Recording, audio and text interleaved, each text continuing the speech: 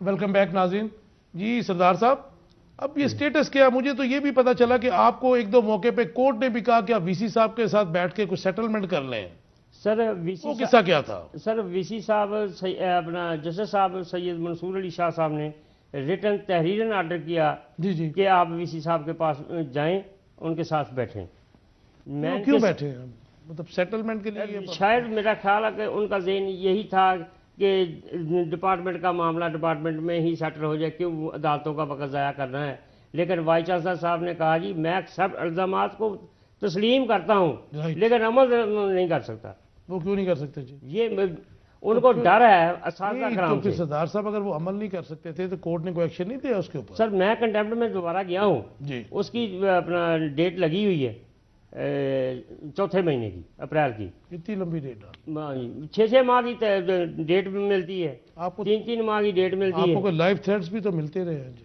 Sir मुझे threat मिलते रहे, मेरे पीछे आदमी लगे फिरते रहे। तो ये क्या नो गो एरिया है पंजाब यूनिवर्सिटी? सर मैंने तहरीर पावरफुल है सर, मैंने तहरीरन हाई कोर्ट में लेकर दिया कि Punjab university no go area है और यहाँ पे जो ये चाहें वही ये करें, इनको कोई पूछने वाला हो ना हो। जिस तरह हमारे कबायली इलाके हैं बिल्कुल पंजाब यूनिवर्सिटी उसी तरह है। 18 केसेस आपने किए हुए? 18 केसेस मैंने, उसमें से आपका पर्सनल केस एक है जी, पर्सनल केस मेरा वो आपके रिमूवल फ्रॉम सर्विस का है। हाँ जी, 17 केस जो पब्लिक इंटरेस्ट के हैं। पब्लिक इंटरेस्ट के। अच्छा, उस पब्लिक इंटरेस्ट के 17 केसेस में आपको कहाँ कहाँ रेमेडी मिली है? अभी मुझे किसी केस में रेमेडी नहीं मिली, लेकिन 3 केस मैंने प्रूव कर दिए। जी जी। अब इन्होंने एनुअल ये जो बजट पेश किया गया है इसमें 15% प्राइवेट बच्चों के लिए, प्राइवेट स्टूडेंट जो अपीयर होते हैं उनके 15% फीसें बढ़ाई। मैंने उनके खिलाफ रेट की। जब मैं 19/6/2014 को ये कोर्ट केस हुआ, 26 को ये अपना अप्रूव होना था सिंडिकेट से, लेकिन मुझे डेट लंबी डाल दी गई। ये आप ये क्या कहना चाह रहे हैं कि डेट लंबी? मैं ये कहना चाहता कहिए कि क्या ये सारे सर मैं ये कहना चाहता हूं कि अदलिया भी अंडरग्राउंड इनको सपोर्ट कर रही है। क्यों सपोर्ट करती है ये नहीं मुझे पता। वाइस चांसलर साहब ये कहते हैं कि उनकी चाबियां हमारे पास हैं। किनकी? कोर्ट्स की। कोर्ट्स की चाबियां वाइस चांसलर मुजाहिद कामरान के पास है। यानी उनका मकसद ये है कि हम उनके बच्चे हमारे पास पढ़ते हैं, हम जो चाहें करें। जी आप देख रहे हैं? देखिए जी, ये तो आपके सामने सारे मामलात। मैं बात कर रहा था कि 70% जो बजट है इवनिंग की क्लासेस का जो डिपार्टमेंट्स को जाता है, जो कि तकसीम होता है बाकी तमाम मामलात के अंदर। ऑडिटर जनरल ऑडिट पंजाब ने, डायरेक्टर जनरल ऑडिट पंजाब ने अपनी रिपोर्ट में लिखा है कि मुझे उसका रिकॉर्ड दिया जाए। उसको रिकॉर्ड नहीं दिया गया, हीले बहानों से नहीं दिया गया। ऑडिट रिपोर्ट आई, इसको अलमारियों की नज़र कर दिया गया। आज तक 70% जो बजट है उसका जो है सबूत ही नहीं, रिकॉर्ड ही नहीं है। ये करोड़ों अरबों रुपए है कि जिसका पता ही नहीं है कि वो सीक्रेट फंड में गया, कहाँ गया, कोई पता नहीं है। अच्छा, अब बात करते हैं, एक बात करता हूँ मैं आपको, एक बात बताता हूँ। तैनाती जो ट्रेजर होता है, सरदार साहब को तो पता है, ये 19वीं ग्रेड का एक ऑफिसर होता है जिसको कि पंजाब हुकूमत जो है वो नॉमिनी करती है और उसके बाद जो है वो यहाँ पे बोर्ड बैठता है और उसकी सिलेक्शन होती है। उसकी एलिजिबिलिटी रिपोर्ट चेक करके तमाम मामलात को देखकर उसको तैनात किया जाता है। यहाँ पे एक साहब हैं जी जिनका नाम है राव मोहम्मद शरीफ साहब। ये वाइस चांसलर साहब के बड़े करीबी कोई साथी हैं जी। इनको पहले डिपुटेशन पे यहाँ पर लाया गया और कौन से डिपार्टमेंट से? ये किसी और डिपार्टमेंट, पंजाब गवर्नमेंट के किसी और डिपार्टमेंट से, ऑडिट से है। उसके बाद जो है इनको इस मामले का कोई तजुर्बा भी नहीं था। इसके ऊपर भी लोग, सूफी जावेद साहब वगैरह, ये लोग मौजूद थे। जमील साहब, हक उनका बनता था। अगर यहीं से डिपार्टमेंटली लगाना था तो सूफी जमील का हक बनता था। जबकि इनको जो है ये इसको जो है कायम मकाम तौर पे ट्रेजर तैनात कर दिया गया।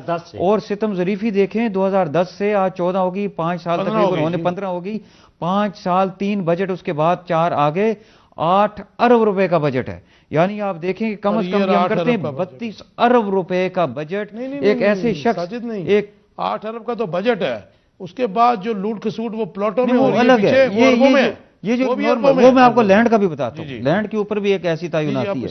32 अरब रुपए का बजट जो है ये राव शरीफ साहब के इख्तियार में है, इनके हाथ में है।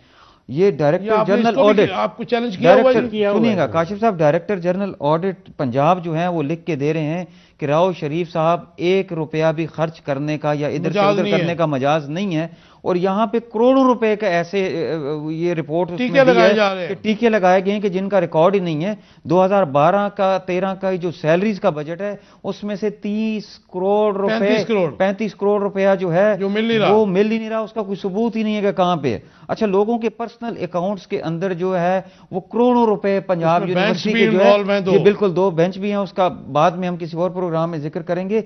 शकरगढ़ का एक बेंच है, अपना एक ब्रांच है जी हबीब बैंक की, यहाँ पे मौजूद है, वो चेक नंबर भी मौजूद है हमारे पास, उस बंदे का नाम भी मौजूद है, बल्कि मैं लिए देता हूं, बासत नाम का बंदा है जी, बासत नाम का बंदा है। शकरगढ़ से मुझे बताएं कि पंजाब यूनिवर्सिटी के क्या तजारती ताल्लुकात होंगे। शकरगढ़ की ब्रांच के अंदर करोड़ों रुपया जो है वो वहां पे सियालकोट की दूर दराज वहां पे ट्रांसफर हुई। एक शाहदरा की ब्रांच है हबीब बैंक की, अब शाहदरा की ब्रांच के साथ भी बज़ाहिर ना तो कोई जमीन का लेन देन है पंजाब यूनिवर्सिटी का, ना कोई दीगर लेन देन है, जबकि हबीब बैंक पंजाब यूनिवर्सिटी के अंदर मौजूद है जिसके साथ कारोबारी सरगर्मियां जो है वो रखी जा सकती हैं। शाहदरा ब्रांच के अंदर भी करोड़ों रुपए एक शख्स के पर्सनल बैंक के अंदर रखे गए। जब हमने मौकफ लिया, हमने तहकीकाती टीम ने मौकफ लिया, तो उनका ये कहना था कि हमने जी ये रिकवर कर लिए हैं, हमने रिकवर कर लिए हैं। सवाल यहां पर यह पैदा होता है कि गैर कानूनी तौर पर करोड़ों रुपया जो कि गरीब और नादार तलबा का जो मैं समझता हूं कि हक है, जो आज भी महरूम है दाखिलों से, आज भी महरूम है, उनका जो बजट है उसको जो है इस तरह जाती मरासम के तौर पर इस्तेमाल कर रहे हैं। गो कि उसको रिकवर कर लिया, लेकिन मामला रिकवर कर लिया। जी सरदार साहब, ट्रेजर साहब की बात कर रहे हैं। जी जी, ट्रेजर साहब के खिलाफ मैंने रिट की हुई है। अच्छा जी, क्या उसकी आपको क्या रिलीफ मिला जी? अभी तक कुछ नहीं है। मेरा ख्याल है कि अप्रैल की मार्च की 3 या 4 तारीख है मेरी पड़ी, देखते हैं क्या बनता है। मार्च की 4? मार्च की 3 या 4 है। अच्छा जी। तो अच्छा, ये 18 केसेस आपने किए, आप इन पर्सन पेश होते हैं जाके? मैं इन पर्सन पेश होता हूँ, मेरे पास पैसे नहीं है, मैं वकील नहीं कर सकता। अगर आपको हम अच्छे वकील दे दें तो जी सर मैं अपना गनीमत समझूंगा उसके लिए कि अगर मुझे वकील मिल जाए। आपका पर्सनल केस एक है, बाकी जो 17 केसेस है वो पब्लिक के फेयर के हैं, पब्लिक जो वहाँ पे करप्शन हो रही है उसकी है। ये साजिद आप कुछ कह रहे थे, कुछ बात रह गई? मैं बात बीच में रहेगी कि मैं चलिए मुख्तसर बताता हूं कि 8 अरब रुपए सालाना बजट के ऊपर राव शरीफ नामी शख्स को बिठा दिया गया है जो कि अहल ही नहीं है उस सीट का, और उसकी करप्शन एलिजिबिलिटी नहीं है, उसकी करप्शन यहां पर तकरीबन ये तकरीबन 1000 सफ़े की रिपोर्ट है। इसके अंदर तकरीबन जो है 100 मकामात पर जो डायरेक्टर जनरल ऑडिट है पंजाब, उसने रिपोर्ट दी है कि ये शख्स 1 रुपए का भी लेन देन नहीं कर सकता, वो वहां पर बैठा हुआ है, और सिर्फ इसलिए, महज इसलिए कि उसके जो है वो बड़े करीबी ताल्लुकात हैं। अच्छा, मैं बात कर रहा था जो ये 2 बैंकों के अंदर, एक शकरगढ़ ब्रांच के अंदर, एक शाहदरा ब्रांच के अंदर जो करोड़ों रुपया रखा गया था, अब उसकी जस्टिफिकेशन ये कि हमने रिकवर कर लिया। अब जब उन्होंने रिकवर, सवाल ये पैदा होता है कि भाई ये रिकवर आपने कर लिया, ये पहुंचा कैसे? अब उसके ऊपर खामोशी या रफा दफा कर दिया गया उस मामले के अंदर, क्योंकि उसके अंदर जब बासित से हमने तहकीक की, बासित आज भी पूरी मराहत के साथ पंजाब यूनिवर्सिटी के अंदर अपनी जो नौकरी के ऊपर बहाल है, इसलिए कि डायरेक्टली जी राव शरीफ साहब का उसके अंदर नाम आता है, और राव शरीफ साहब के नाम के साथ ही वीसी साहब का नाम आता है, और कुछ दीगर जो पर्दादार हैं उनका नाम भी आता है, उनका नाम भी हम लेंगे। अच्छा, उसके बाद एक और था, एक पंजाब यूनिवर्सिटी की कमाई का सबसे एक बड़ा जरिया है पंजाब यूनिवर्सिटी की लैंड, जमीन है जो पंजाब यूनिवर्सिटी की। अब जो करीम ब्लॉक के अंदर जो डेवलपमेंट हुई है रोड वगैरह की, उसमें मद में तकरीबन जी यहाँ पर 50 केनाल के करीब जो पंजाब यूनिवर्सिटी की जमीन दी गई है। अगर हम डीसी रेट लेते हैं, डीसी रेट वो होता है, हम कैमरे के तवज्जुह से आम लोगों को भी बताते जाएं कि जो सबसे कम तरीन सतह पर जो रेट होता है, ऐसा रेट कि जिस पे बिल्कुल कम तरीन गवर्नमेंट का रेट होता है, उससे भी कम, उस डीसी रेट से भी कम 500 केनाल की जमीन ये दी गई। उसके बाद एक मुआहदा इंतजामिया से ये तय पाया था कि वहां पर ये अंडरपास बनेगा पंजाब गवर्नमेंट के साथ, कि जिससे जो लिंक हो जाएगा यूनिवर्सिटी के दोनों पार्ट्स जो हैं, हिस्से जो हैं। अनफॉर्चुनेटली जमीन भी दे दी गई, सब कुछ कर दिया गया, लेकिन वो अंडरपास भी नहीं बना। आज भी सिंडिकेट्स का इजलास हो चुका है, जिसके अंदर एक अहम मसला जो है वो उठाया गया। हमारे जो अंदर की रिपोर्ट मैं आपको बता रहा हूं, ये अभी तक मीडिया के पास भी ये रिपोर्ट नहीं है। आज भी सिंडिकेट्स के जो इजलास था उसमें ये बात उठाई गई थी कि पंजाब गवर्नमेंट ने अगेन डिमांड की है कि जो ये करीम ब्लॉक वाले ये सारी डेवलपमेंट थी, इसके साथ दोनों इतराफ में 20-20 कनाल पार्क के लिए दिया जाए, कि पार्क एरिया के लिए जो है वो पंजाब गवर्नमेंट को दिया जाए। और अब तक की इतलात ये हैं, अंदर की रिपोर्ट ये है कि चूंकि वीसी साहब और बाकी ये तमाम लोग इस हमाम के अंदर नंगे हैं गवर्नमेंट ऑफ पंजाब के साथ, ये कीमती ज़मीन जो कि पाकिस्तान की आने वाली नस्लों का असासा थी, यहाँ पर मजीद रिसर्च सेंटर बनते, डेवलपमेंट होती, यहाँ पर डिपार्टमेंट्स बनते और गरीब का बच्चा यहाँ पे पढ़ता। क्योंकि ये ज़मीन कौड़ियों के भाव इसलिए दी जा रही है कि जो लोग इन्वॉल्व हैं, काशिफ बशीर खान साहब, मैं कैमरे के तवसत से ये बताता जाऊं कि उनके बच्चे तो यहाँ पे नहीं पढ़ते, वो तो ऑक्सफोर्ड में पढ़ते हैं, वो तो अमेरिका में पढ़ते हैं, इशराफिया में पढ़ते हैं। यहाँ पे मैं अब मुख्तसर करता जाऊं, यहाँ तो गरीब ने पढ़ना है, गरीब के बच्चों ने पढ़ना है, गरीब का असासा, उसका सरमाया जो है वो बेचा जा रहा है। अच्छा, लैंड के ऊपर मैं आपको एक मुख्तसर बताता जाऊं। अब लैंड का क्या होता है कि यहां पर भी एक ऑफिसर जो है वो गवर्नमेंट तैनात करती है। अफसोसनाक तौर पे कहना पड़ता है कि यहां पर भी कोई भी ऐसा बंदा गवर्नमेंट नहीं है। यहां पर जो इंचार्ज हैं, ट्रेजर है, वो है जी जावेद इकराम साहब। क्यों जी सरदार साहब, यही है, जावेद अकरम नाम का बंदा है जो कि फिशरी से रिटायर्ड हुए। और ये सितम जरीफी देखिए कि रिटायरमेंट से कबल, 1 महीना कबल, अभी फिशरीज में उनकी जॉब मौजूद थी, फिशरीज में उनकी जॉब थी, अभी रिटायर्ड नहीं हुए थे।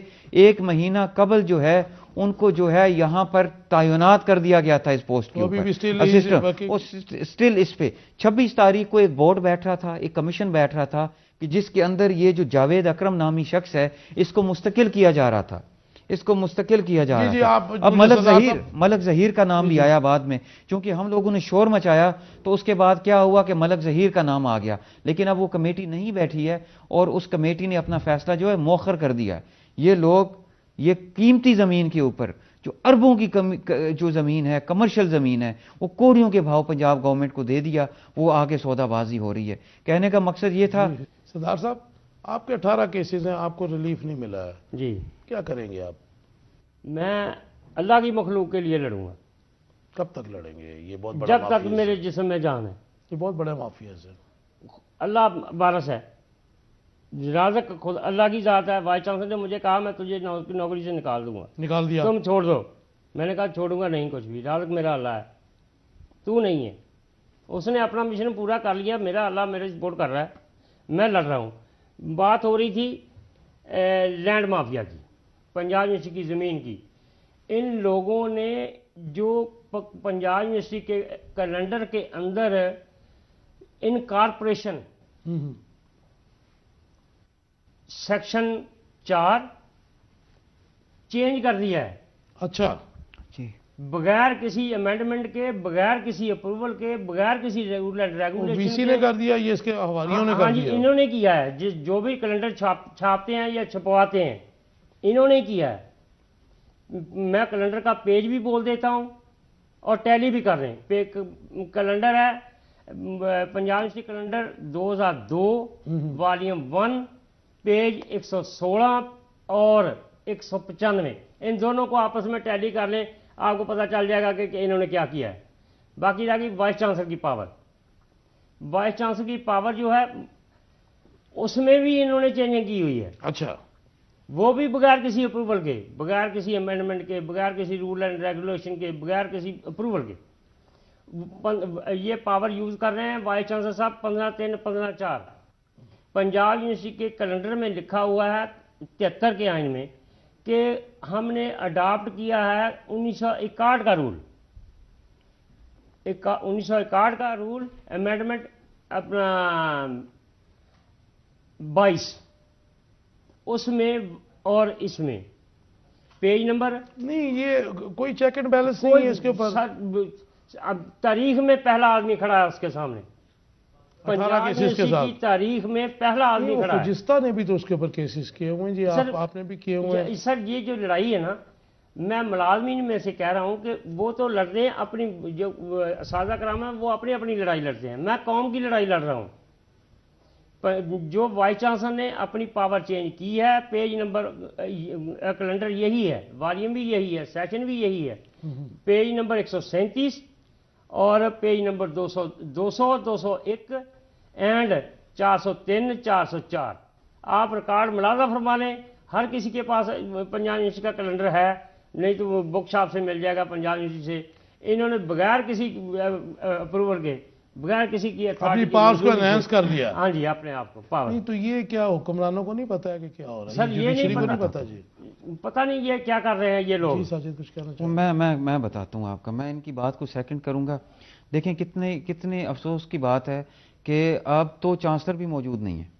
यानी चांसलर जो चौधरी सरवर साहब थे, उन्होंने रिस्ट्रिक्ट किया था बाज़ मामलात के ऊपर, उन्होंने रुकावट बने थे और बहुत उनके ऊपर जो बहुत सारी नाराजगियां थी मौजूदा गवर्नमेंट की, उनमें से एक ये भी थी। आपको याद होगा कि वो जब बाहर दौरे पे गए थे तो उनकी गैर मौजूदगी में जो बिल्कुल जो 4 वाइस चांसलर मुख्तलिफ यूनिवर्सिटीज के लगाए गए थे, जो राना इकबाल साहब के, और राना इकबाल साहब के थ्रू उन्होंने अप्रूवल ले ली थी और फौरी तौर पे उनको तैनात कर दिया गया था।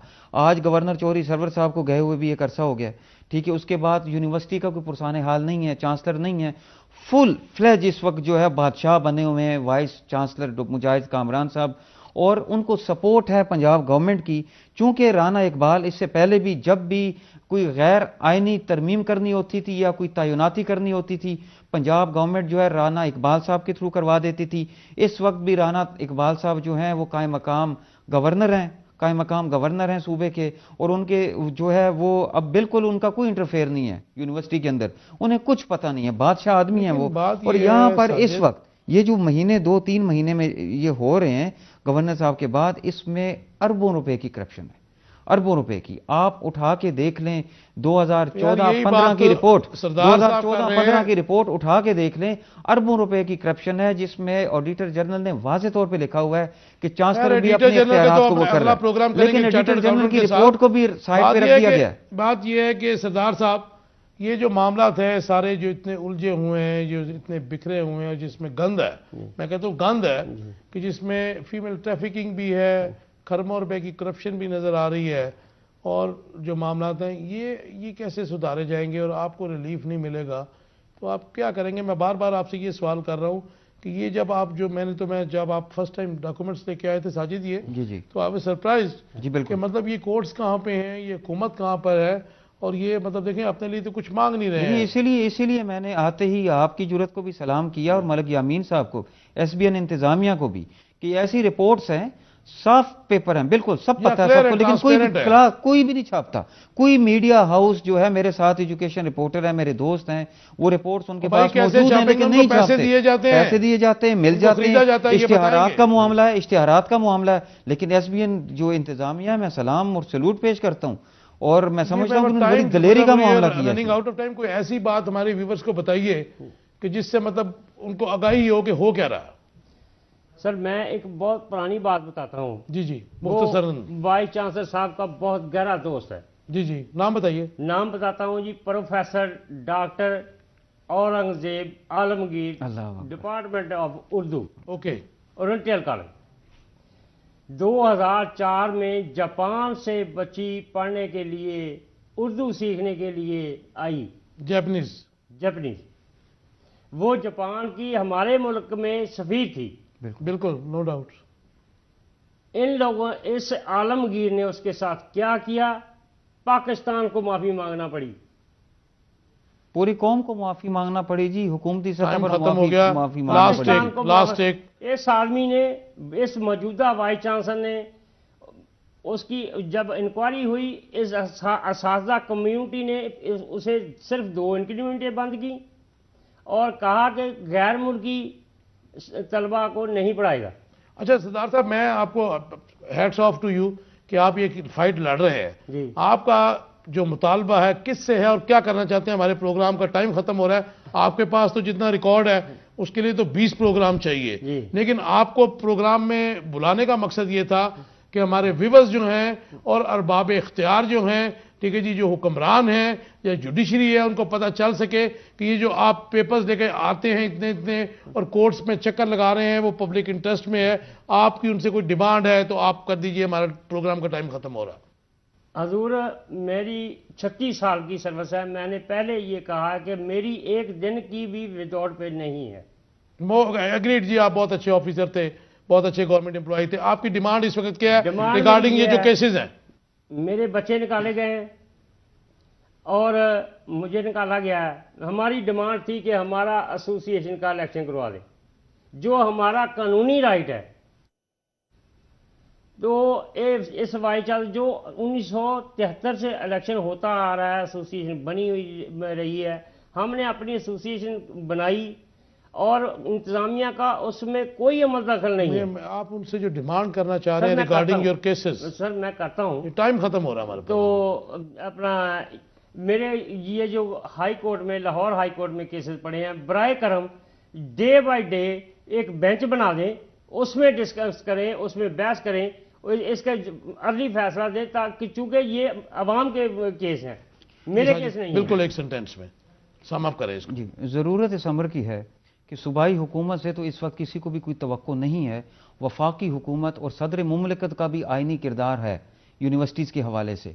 वो सदर मुमलिकत इसके ऊपर एक्शन लें, chief justice of Pakistan action लें और अपने यूनिवर्सिटी और तालीमी इदारों को महफूज करें। जी थैंक यू वेरी मच।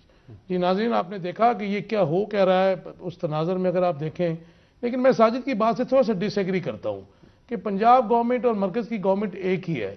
इधर मतलब अपील तो यही है कि जुडिशरी जो है सुप्रीम कोर्ट ऑफ पाकिस्तान एक एक्शन ले सुओ मोटो, जो कि बनता भी है, अवाम का हक भी बनता है, और सरदार साहब भी जो हैं वो फाइट कर रहे हैं अवाम के हकूक़ के लिए और मेगा करप्शन के लिए। अल्लाह आपका हामी और नासिर हो। अल्लाह हाफिज़।